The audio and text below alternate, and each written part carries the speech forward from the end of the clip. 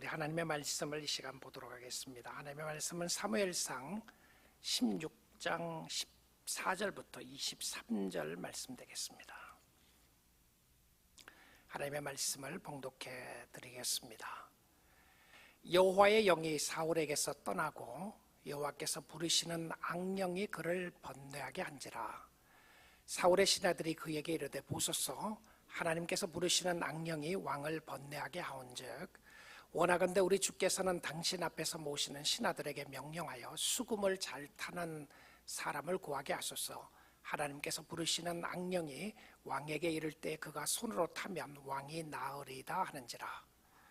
사울이 신하들에게 이르되 나를 위하여 잘 타는 사람을 구하여 내게로 데려오라 하니 소년 중 한 사람이 대답하여 이르되 내가 베들레헴 사람 이새의 아들을 본즉 수금을 잘 탈 줄 알고 용기와 무용과 구변이 있는 준수한 자라.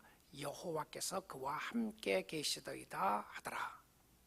사울이 이에 전령들을 이새에게 보내어 이르되 양치는 내 아들 다윗을 내게로 보내라 하며 이새가 떡과 한 가죽 부대에 포도주와 염소 새끼를 나귀에 실리고 그의 아들 다윗을 시켜 사울에게 보내니 다윗이 사울에게 이르러 그 앞에 모셔 서매 사울이 그를 크게 사랑하여 자기의 무기를 드는 자로 삼고 또 사울이 이새에게 사람을 보내어 이르되 원하건대 다윗을 내 앞에 모셔 서게 하라.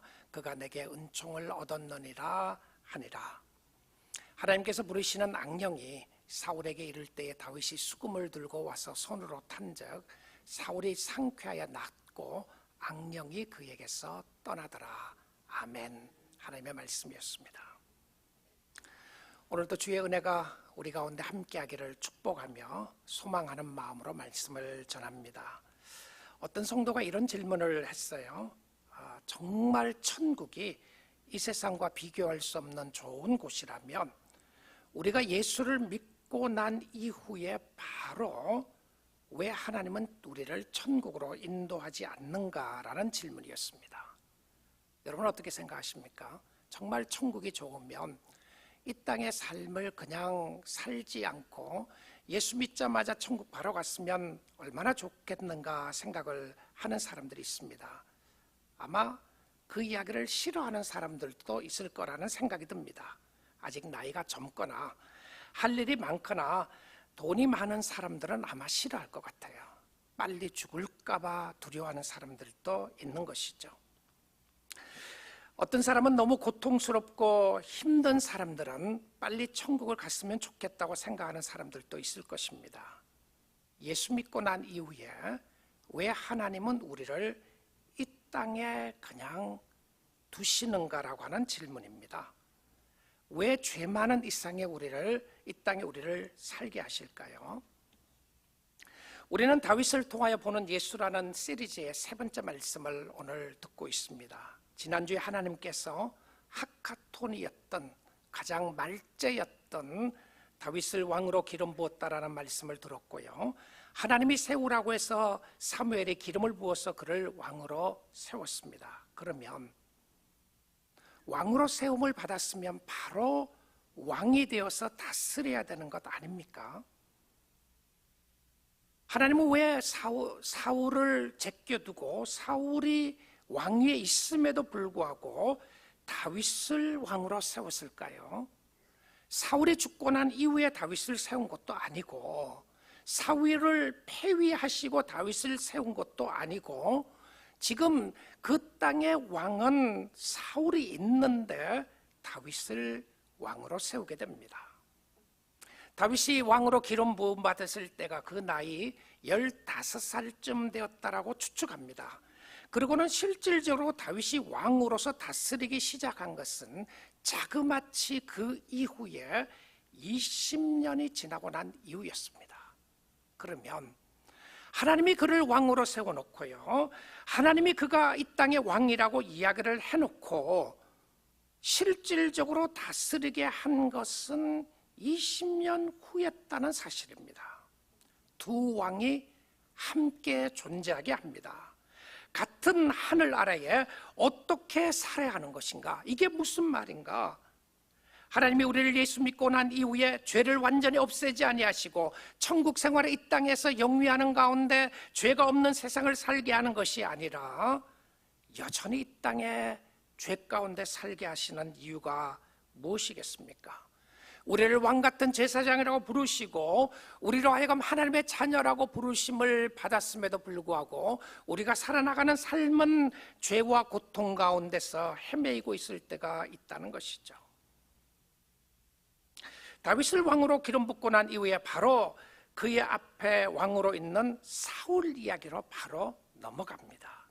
그러니까 실질적으로 다윗이 기름을 부음 받고 난 이후에 그가 어떻게 왕이 되었는가, 그가 어떻게 왕을 다스렸는가에 대한 이야기를 하지 않고요, 묻어놓았던 사울의 이야기로 연결해 나가고 있다는 사실입니다.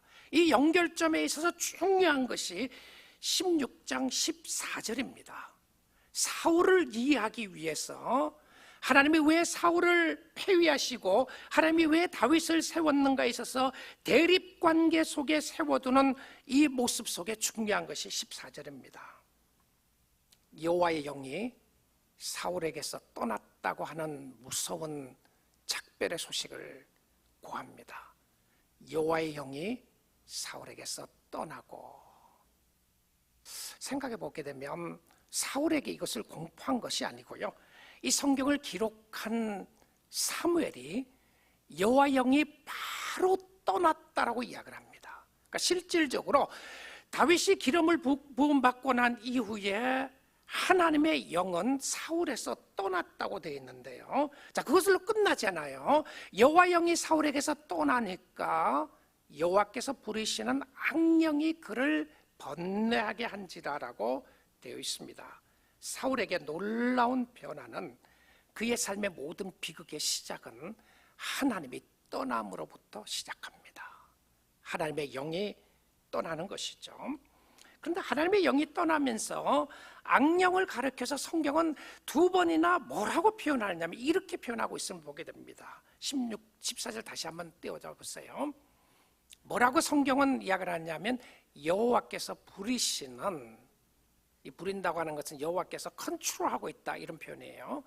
여호와께서 부리시는 악령이 그를 번뇌하게 한지라 라고 되어 있습니다. 여러분, 악령도 하나님의 손 아래 있다고 이야기를 합니다. 자, 예수 믿는 사람들은 감사해야 될 것 중에 하나가요, 악한 영들은 그냥 자기 마음대로 활개를 치고 자기 마음대로 활동하는 것이 아니라 악한 영이라고 할지라도 하나님의 통치 아래 있다라고 이렇게 이야기를 하는 거예요.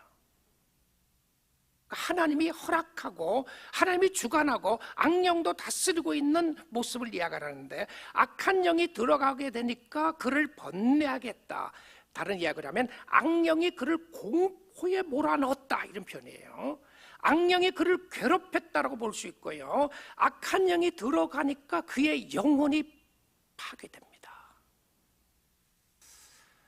왜 이런 일이 있었느냐 하면, 도대체 사울이 뭘 잘못했길래 하나님이 이렇게 하셨는가, 우리는 경고의 메시지를 보아야 되는데, 그런데 사울이 하나님을 버림으로부터 시작합니다. 사무엘상 15장인데요 지난주에도 보았던 말씀인데 한번 다시 보도록 하죠. 사무엘이 사울에게 이야기를 합니다. 이는 거역하는 것은 점치는 죄와 같고 완고한 것은 사신 우상에게 절하는 죄와 같음이라. 왕이 여호와의 말씀을 버렸으므로, 그러니까 버렸다고 하는 표현이 우습게 여겼다라는 말씀도 보게 됩니다. 하나님의 말씀을 우습게 여기고 하나님의 말씀을 소중하게 여기지 않는 거예요. 그래서 하나님의 말씀과는 상관없다. 그러니까 사울 왕이 하나님의 말씀을 버리니까 여호와께서 왕을 버려 왕이 되지 못하게 하셨나이다 라고 이야기를 합니다. 자, 그리고 나서는 그 다음 구절 보도록 하죠. 사울이 사무엘에게 이르되 내가 범죄하였나이다. 내가 여호와의 명령과 말씀을 어긴 것은 I sinned. 자, 그런데 여기서는 회개하는 장면이 아니라고 그랬어요. 후회하는 장면으로 이야기하면서 I sinned, 내가 죄를 지었는데 여호와의 명령과 당신의 말씀을 어긴 것은, 자, 이게 중요한 겁니다. 왜 범죄하게 됐는지 내가 백성을 두려워하여 그들의 말을 청종하였음이니이다. 무슨 말이죠? 사람이 하나님보다 더 무서운 거예요. 사람들을 기쁘게 하는 것이 하나님을 기쁘게 하는 것보다 더 중요했고요. 사람들 앞에서 사는 것이 하나님 앞에서 사는 것보다 더 중요했어요. 그래서 백성들을 두려워하여 그들의 말을 듣고 하나님의 말씀은 버렸습니다 라고 하는 이런 이야기를 하는 겁니다. 자, 그러면 사울이 언제 하나님을 버리게 되었는가? 사울의 삶 속에 두 가지 사건이 나오는데요, 이 두 가지 사건이 다 놀랍게도 예배와 관련이 있었습니다. 그러니까 하나님의 백성들이 하나님을 사랑하고 섬김에 있어서 중요한 요소 중에 하나가 예배인데요, 예배를 어떻게 드리며 예배를 어떻게 생각하며 예배가 무엇인가를 바로 알고 어떻게 드리냐가 중요했던 것인데, 첫 번째 사건은 사울이 아말렉과의 전쟁에서 하나님이 이렇게 말했습니다. 그 아말렉 백성들의 모든 소유물을 파괴하고 죽이라고 했습니다. 동물들도 죽이고 사람을 죽이라고 그랬는데요, 사울은 좋은 동물을 죽이지 않고 남겨둡니다. 그리고는 그는 뭐라고 그러냐면, 하나님, 내가 이 동물을 남겨두는 이유는 하나님께 이 동물을, 좋은 동물을 가지고 예배를 드리려고 그렇게 했습니다라고 사무엘에게 이야기를 해요. 자, 여기까지 이야기만 들으면 그거 좋은 생각 아니었나요? 좋은 동물을 하나님께 바치려고 했는데 이게 뭐가 잘못됐습니까? 라고 생각할 수 있어요. 그런데 사실은 겉으로는 하나님을 이야기했지만 마음속 속에서는 사람들에게 잘 보이려고 그렇게 했다라고 성경이 그렇게 기록해 주고 있어요. 무슨 이야기죠? 성스러운 예배도 내가 중심이 될 수 있다는 겁니다. 사람들을 기쁘게 하기 위해서 하나님께서는 죽이라고 했는데 죽이지 않고 하나님 앞에 드리는 것처럼 했지만 결국은 그의 앞에 사람들의 방법으로 예배를 드렸습니다. 그래서 예배와 관련하여 하나님의 말씀에 순종하지 않고 사람들의 이야기에 청종합니다. 두 번째는 블레셋과의 전쟁이 시작하게 되는데요, 블레셋과 전쟁을 하면서 사무엘이 갈 거라고 그랬습니다. 내가 왕이시여, 내가 갈 테니까 내가 올 때까지는 제사를 드리면 안 됩니다. 예배를 드리면 안 됩니다. 나를 기다리십시오라고 했는데 그날따라 사무엘이 늦게 갑니다. 그러니까 전쟁을 해야 되는데 블레셋 군대는 쳐들어오고 있죠. 사람들은 막 두려워서 흩어지기 시작하는 거예요, 늦게 오니까. 그래서 그는 제사를 드리게 됩니다. 사람들을 결속시키고 단결시키기 위하여 자신이 직접 주관하여 제사를 드리게 되었는데 좋은 생각 아니었나요? 아니었습니다. 왜 그러죠? 사무엘이 올 때까지 기다라고 했고요, 기다리지 않고 제사장만이 할 수 있는 예배를 자기가 직접 주관하게 됩니다. 그런데 그 바람 라인에 있었던 것은 무엇이었냐면 사람들이 두려워서, 그들이 흩어질까 두려워서 그렇게 했다라고 이야기를 합니다. 자, 하나님 앞에 예배 드리는 자가 예배를 잘 드리지 못하고 하나님 앞에 불순종하는 것 중에 하나가 사람들의 눈입니다. 저 사람은 나를 어떻게 생각할 거냐? 나의 예배 가운데 저 사람은 어떻게 생각할 거냐? 내가 도대체 누군데 손을 들고 찬양할 수 있단 말인가? 내가 하나님의 방법대로 해야 될 건 뭐냐? 결과적으로 내 마음대로 예배를 드리면 될 것이 아닌가? 사울 왕이 볼 때는, 사람들이 볼 때는 잘못한 거 없는 것처럼 보여요. 그런데 하나님은 무엇을 보셨다고요? 그의 마음을 보시고 하셨습니다.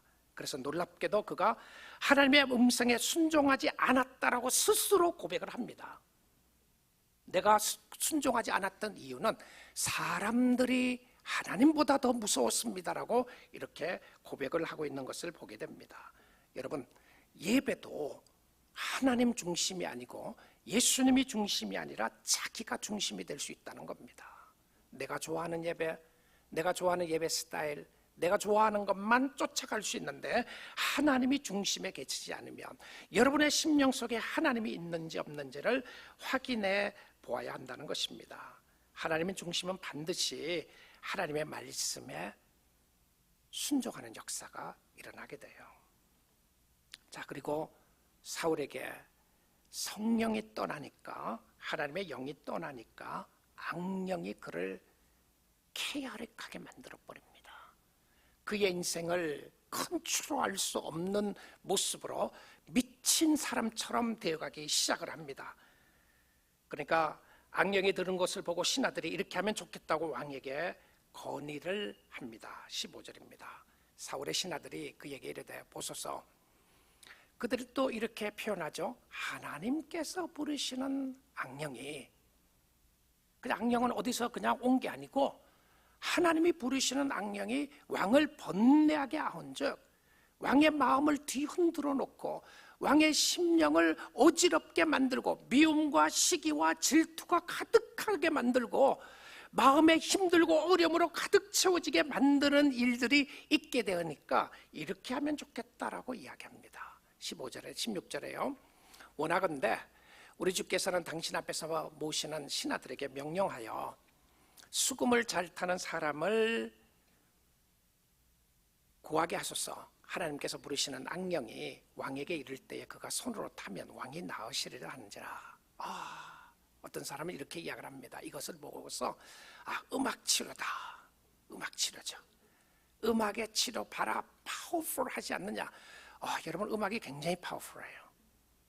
그런데 여기서는 단순히 음악 치료를 하려고만 했던 것은 아닙니다. 자, 잘 보시면요, 하나님께서 쓰시는 도구가 우리의 영혼을 새롭게 하고 우리의 영혼에게 새 힘을 주는 도구로 쓰신 것이 무엇이었냐면 음악입니다.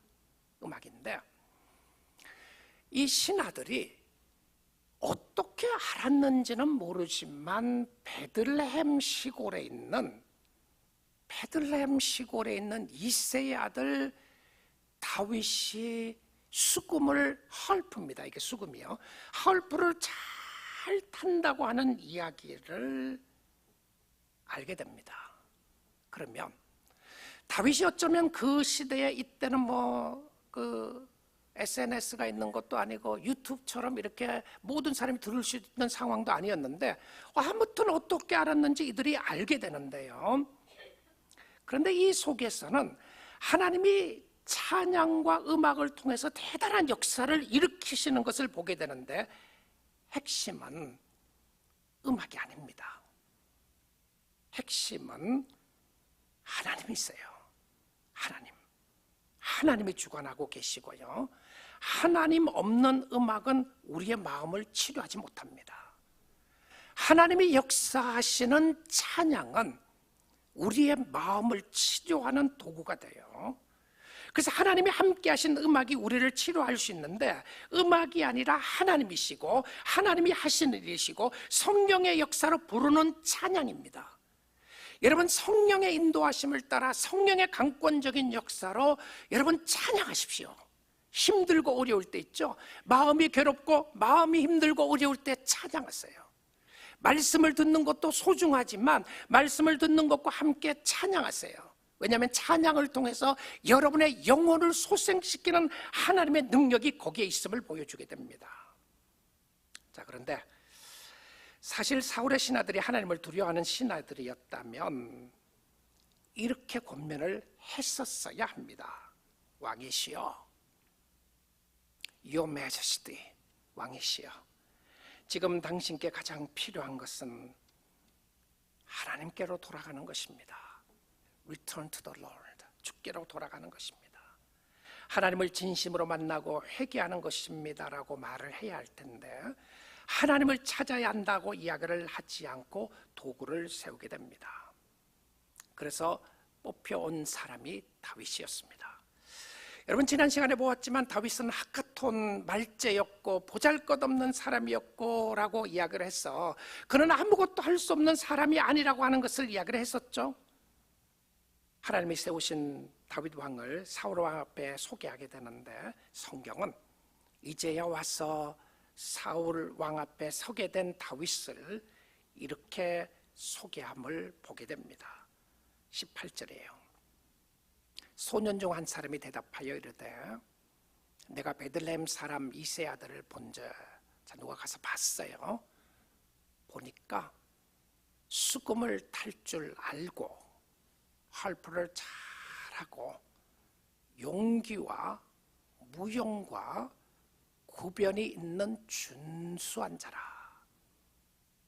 그러니까 이미 이 15살 난 하카톤이 대단한 모습이었다는 것을 이야기를 합니다.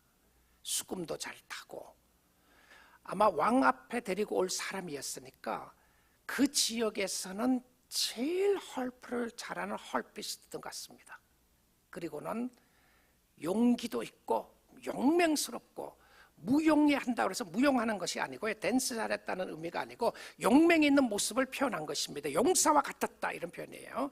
그리고 말도 잘하는 멋진 사람입니다. 자, 여기서 끝나면 안 돼요. 성경에 하고 싶은 이야기가 있습니다. 여호와의 영이 사울을 떠나게 됩니다. 여호와의 영이 다윗과 함께합니다. 여호와께서 그와 함께 계시더이다, 핵심이었습니다. 하나님의 사람은 누구냐 하면 하나님의 임재하심을 경험하는 사람들이고요, 여호와의 영이 함께 하시는 사람인데, 우리의 인생에 있어서 제일 중요한 것은 하나님이 함께 하심인 줄 믿습니다. 믿습니까?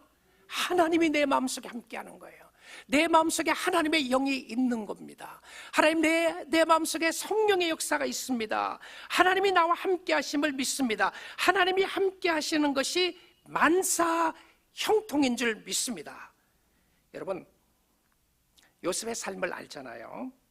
요셉의 삶의 형통은 애굽 나라의 국무총리가 되었을 때가 아니었습니다. 요셉의 삶 속에서 정확하게 그의 삶이 형통했다고 이야기를 했을 때에, 그 형통했다고 쓴 것은 창세기 39장에 왔어야 비로소 거기서만 쓰게 됩니다. 그의 형통함은 알려주고 싶었던 것은 무엇이었냐면 여호와 하나님이 함께 하심이었습니다. 사랑하는 성도 여러분, 여러분이 어떠한 어려움 가운데 있고 어떠한 평안 가운데 있고 어떤 좋은 일, 힘든 일, 어떤 일이 있다고 할지라도 여호와 하나님이 여러분과 함께 하시고 여러분의 가정과 함께 하시면 그 삶이 형통의 삶인 줄 믿습니다. 믿으십시오. 그리고 하나님의 임재를 사모하십시오. 하나님, 주의 영이 없으면 주의 사람이 아니라고 했는데, 내가 오늘 이 시간에도 간곡한 심령으로 하나님의 은혜를 사모하고 하나님의 임재하심을 사모합니다. 사모하십시오. 하나님이 요셉과 함께했던 시간의 형통을 이야기를 하면서, 그 형통의 시간은 형들이 그를 시기하였어요. 애굽 상인에게 팔아 넘길 때였습니다. 여러분, 그때 생각해 보십시오. 요셉이 얼마나 무서웠겠습니까? 도대체 내 형이, 우리 형들이 어떻게 한다는 말인가? 나를 팔아버리고 애굽으로 가면 나는 이제는 어떻게 산다는 말인가? 사실 죽음이나 마찬가지 겁니다. 실질적으로 자기네들 손으로 피를 묻히지 않았지, 피를 묻히는 것보다 더 악한 죄를 저질렀어요. 애굽으로 보내버린 거예요. 근데 성경은 그때에 주신 말씀입니다. 39장 창세기 2절 3절인데, 여호와께서 요셉과 함께 하심으로, 여호와께서 요셉과 함께 하심으로 그가 형통한 자가 되어 그의 주인 보디발이죠. 보디발의 집에 있었던 부분을 이야기하는데, 보디갈드에 있던 보디발의 집의 표현이죠.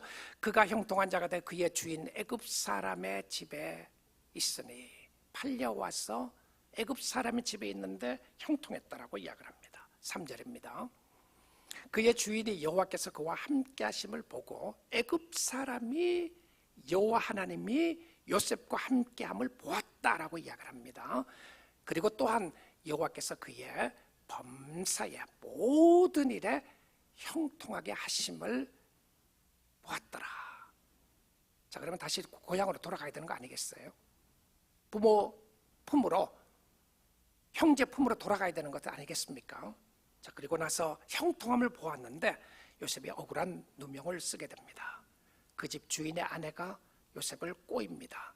나와 함께 한 번만 같이 자면 좋겠다. 여러 번 아니라고 그랬는데요, 어느 날 도망가다가 주인이 없는 시간에 요셉이 억울한 누명을 쓰고 결국은 감옥에 갇히게 됩니다. 요셉은 잘못한 것이 없었습니다. 그런데 성경은 그 순간에 감옥에 가 있는 동안에 39장 23절에 이렇게 이야기를 합니다. 간수장은 그의 손에 맡긴 것을 무엇인지 살펴보지 아니하였으니 이는 여호와께서 요셉과 함께 하심이라. 여호와께서 그를 범사의 모든 일에 형통하게 하셨더라. 믿습니까? 여호와 하나님이 함께 하는 것이 형통입니다. 주를 떠나시면 안 됩니다. 우리 사랑하는 뉴라이프 가족 여러분, 주의 임재하심을 사모하시고요, 주님이 함께하는 축복을 누릴 수 있기를 원합니다. 요셉에게 임재하셨던 하나님, 다윗에게 임하셨던 여호와 하나님, 우리에게 임하시는 동일한 하나님이십니다. 구약 성경의 하나님, 신약 성경의 하나님, 오늘 우리에게 역사하시는 하나님, 이 하나님이 동일한 같은 하나님이에요. 그런데 그 하나님은 신약 시대에는 우리의 죄를 위하여 대속물로 오신 바로 그 하나님이 예수 그리스도였습니다. 마태복음 1장 23절에 이렇게 이야기를 합니다. 보라, 처녀가 잉태하여 아들을 낳으리니 그의 이름은 임마누엘이라 하리라 하였으니 예수입니다. 이는 번역한즉 하나님이 우리와 함께 계시다 함이라. 오늘 이 시대에 하나님의 임재하심을 사모하고 누리는 사람은 예수님의 임재하심을 사모하고 누리는 사람입니다. 다윗은 구약 시대에 하나님의 영으로 인하여 쓰임받은 사람이었고요, 신약 시대에는 하나님이 자신이 직접 오셔서 사역을 하게 되었습니다. 그리고는 성령을 주셔서 우리와 함께 하시고, 예수님은 죄를 치료하기 위하여 이 땅에 오셨습니다. 육신의 병으로부터 낫는 것도 중요하고 마음의 병을 낫는 것도 중요하지만 궁극적으로 예수님은 우리의 영혼의 병을 고치기 위하여 오셨습니다. 다윗의 주인이신 예수님이 우리의 죄악을 병을 고치시기 위하여 이 땅에 오셔서 우리의 영적인 병과 육적인 병까지 치유하시는 하나님의 능력의 역사가 있게 되는데, 우리로 하여금 궁극적으로 주님이 우리의 심령 속에 치유받기를 원하는 것은 죄로부터 말미암아 오는 죄악의 병이었습니다. 이 죄악의 병을 치료할 수 있는 분은 오직 예수밖에 없습니다. 예수님께서 중풍병자를 고치시는 가운데 이렇게 말씀하셨습니다. 누가복음 5장 한번 보도록 하죠. 중풍병자를 친구들이 데리고 왔어요. 그리고는 중풍병자인데 하는 이야기입니다. 예수께서 그들의 믿음을 보시고 이르시되, 이 사람아, 그들의 믿음이 누구였습니까? 친구의 믿음이었어요. 이 사람아, 네 죄 사함을 받았느니라 하시니, 계속 21절, 서기관과 바리새인들이 생각하여 이르되, 이 신성 모독하는 자가 누구냐? 자, 그 당시에 사람들이, 종교 지도자들이 알았습니다. 오직 하나님 외에 누가 능히 죄를 사하겠느냐? 맞습니다. 잘 말했어요. 하나님 외에 누가 죄를 사하겠느냐? 근데 예수님이 죄를 사했다고 말하니까 당신이 신성을 모독하고 있다.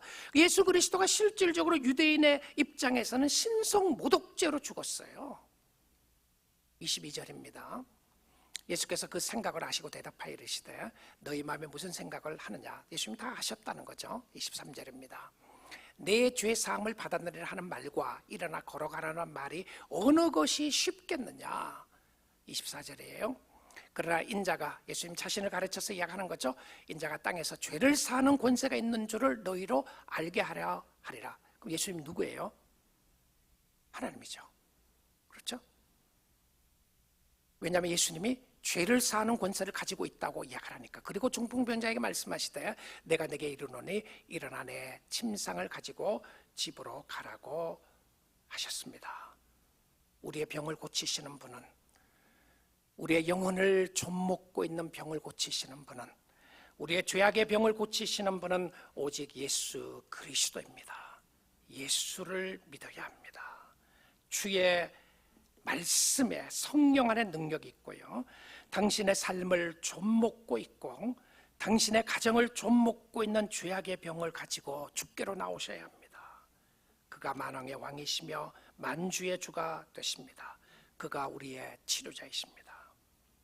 자, 그 이야기를 듣고 들에 양을 치고 있었던 다윗을 불러옵니다. 놀랍게도 보시면 다윗이 왕으로 기름을 부음을 받았는데, 왕으로 기름 부음 받고 나서 다윗은 그냥 일하러 갔어요. 양치러 갔고요. 자, 그리고는 보이지 않는 왕이 보이는 왕을 만나게 됩니다. 사울은 다윗이 왕인 줄 알지 못합니다. 사울은 다윗이 하나님께서 세운 왕인지를 알지 못해요.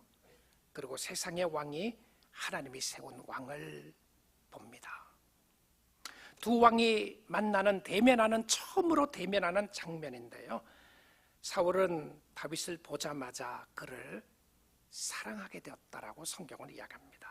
21절인데요, 다윗이 사울에게 이르러 그 앞에 모셔 섬에 사울이 그를 크게 사랑하여 자기의 무기를 드는 자로 삼고, 자기의 무기를 드는 자로 삼았다고 하는 표현은 자기 자신을 보호하는 보호자로, 바디가드로 세웠다고 하는 표현입니다.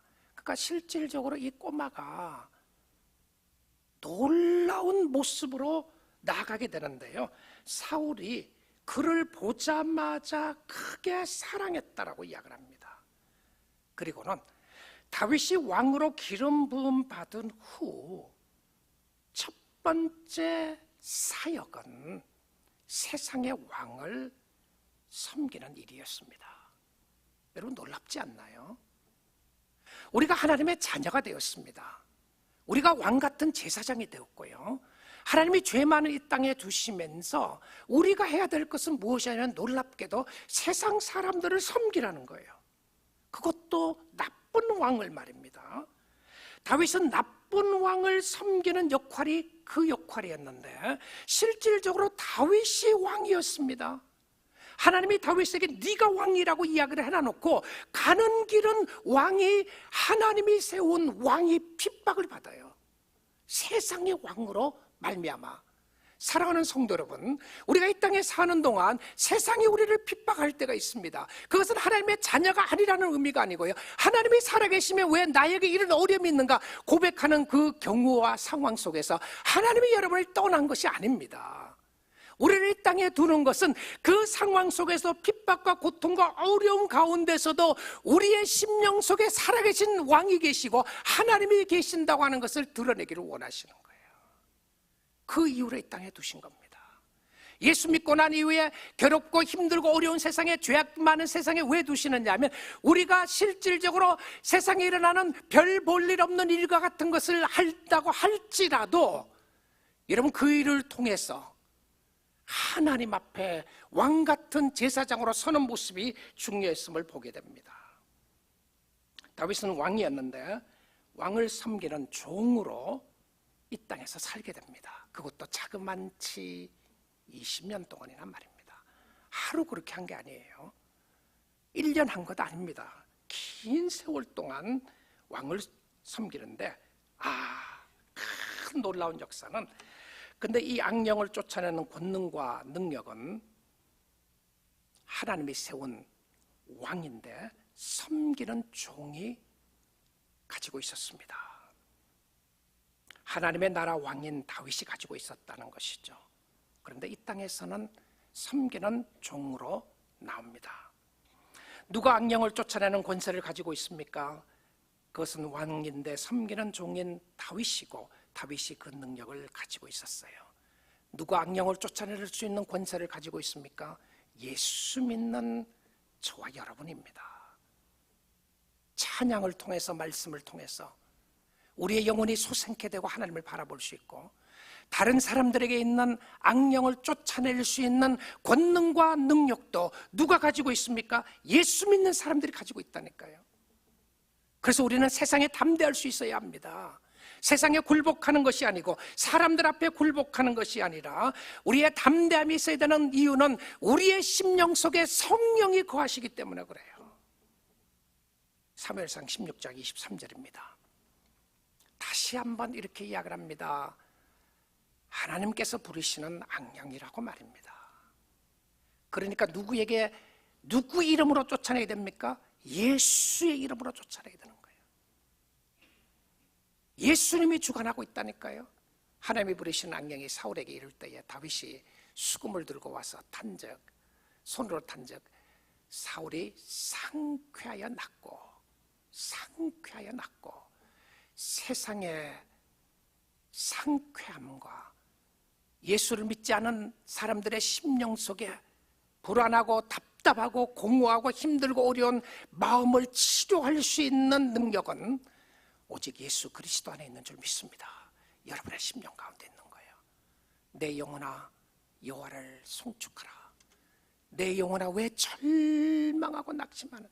여러분의 영혼에 향하여 외치세요. 여러분은 그렇게 좌절과 낙심과 힘들고 어려운 가운데 빠져 살도록 주님이 만들지 않았어요. 여러분에게 심령 속에 성령의 능력의 역사가 있고 그 성령의 능력의 역사로 말미암아 놀라운 역사가 일어나도록 주님이 보여주시는 것을 보게 됩니다. 다윗이 사울을 섬기게 됩니다. 하나님의 영은 다윗에게 임했고 사울에게 있었던 악령을 쫓아낼 수 있는 권세는 다윗에게 있었습니다. 다윗은 예수 그리스도를 예표해주는 사람이었어요. 예수님이 만왕의 왕으로 이 땅에 오셨지만 그러나 그는 섬기는 종으로 오셨습니다. 왕이지만 섬기는 종으로 왔어요. 마태복음 20장 28절입니다. 내가 온 것은 인자가 온 것은 섬김을 받으려 함이 아니라 도리어 섬기려 하고 자기 목숨을 많은 사람의 대속물로 주려 함이니라. 왕인데 섬기러 오셨습니다. 그러니까 사람들이 그가 진짜 왕인 줄 몰랐던 겁니다. 사람들이 그를 예수를 우습게 여겼어요. 그런데 그는 하나님이었습니다. 십자가에 못 박혀 돌아가신 예수는 천지를 창조하신 하나님이셨다니까요. 그는 귀신을 쫓아냈습니다. 그는 이 땅에 계실 때 병든 자들을 고치셨습니다. 예수님이 이 땅에 계실 때에 죄를 사하셨습니다. 예수님이 이 땅에 계실 때에 마음의 상처를 치유해 주셨습니다. 예수님이 이 땅에 계실 때 죽은 자를 살리셨습니다. 그는 왕이셨지만 군림하지 아니하시고 제자들을 섬겼습니다. 만왕의 왕이 이 땅에 오셨는데 사람들은 눈이 가려워서 그를 알아보지 못했습니다. 다윗을 왕으로 알아보지 못했던 것과 마찬가지였습니다. 사울이 감히 다윗이 왕인 줄 알아보지 못했어요. 그래서 그 왕을 함부로 대했습니다. 만왕의 왕이 되신 예수 그리스도가 이 땅에 오셨는데 사람들은 눈을 가리워져서 그를 알아보지 못했습니다. 자기에게 생명을 주시기 위하여 오신 예수 그리스도를 핍박하고 침뱉고 모독하고 끝내는 십자가에 못 박았습니다. 오늘날 많은 사람들이 예수를 그가 진짜 왕인지 알아보지 못했습니다. 왜냐하면 그가 이 땅에 와서 죽었기 때문에 그렇습니다. 오늘날 또 많은 사람은 예수가 만왕의 왕인 줄 모르고 함부로 대합니다. 예수 믿는 사람들도 함부로 대합니다. 세상은 예수 믿는 사람들을 우습게 여길 때가 있습니다. 예수를 믿는 성도들이 만왕의 왕의 자녀인 줄도 모르고 핍박하는 겁니다. 그러나 우리는 누구인지 알아야 합니다. 다윗은 알았어요. 자기가 하나님의 기름 부은 왕이었다는 사실을. 그러나 그는 군림하지 않았습니다. 하나님이 주신 사역을 하나님의 때가 언제 이루어질지 알 수 없었던 거죠. 20년이 되는지 언제인지 하나님이 말씀을 안 했단 말입니다. 그냥 가서 섬기라니까 섬겼어요. 지금 만왕의 왕이신 예수님은 하나님의 우편에 앉아 계십니다. 그리고는 자기의 자녀들을 축복하시고 인도하십니다. 만왕의 왕은 그의 자녀들을 이 땅에 두시면서 이 땅 사람들을 섬기라고 합니다. 세상의 사람들을 섬기라고 해요. 힘들고 어려운 사람들을 섬기라고 합니다. 세상의 지도자들에게 굴복하고 복종하라고 이야기해요. 직장의 보스를 섬기라고 이야기해요. 우리가 왕 같은 제사장인데 세상이 우리를 섬기게 될 것이 아니겠습니까? 아니었습니다. 예수님의 방법은 섬기는 자가 왕이었음을 이야기합니다.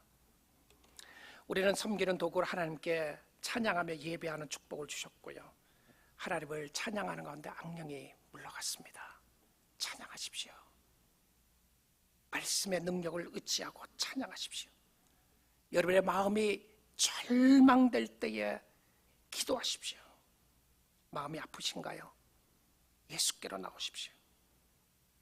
우리는 이 땅에 살지만 그러나 우리는 이 땅에 속한 사람들이 아닙니다. 우리는 언젠가 우리 아버지가 기다리고 계시는 저 천국으로 다 들어갈 하나님의 자녀들입니다. 우리는 천국 시민권을 가지고 있는 사람들이고 이 땅에서 예수를 섬기며 사람들을 섬기라고 불러주신 사람들인데 잠깐 섬기다가 오라고 불러주셨습니다. 사람들은 몰라도 우리는 알고 있습니다. 우리의 왕이 예수 그리스도라는 사실을 하나님은 아십니다. 우리가 하나님의 자녀라는 사실을 그렇게 감사하고 찬양하며 주를 섬길 수 있기를 주님의 이름으로 축복드립니다. 아멘. 같이 기도하도록 하죠.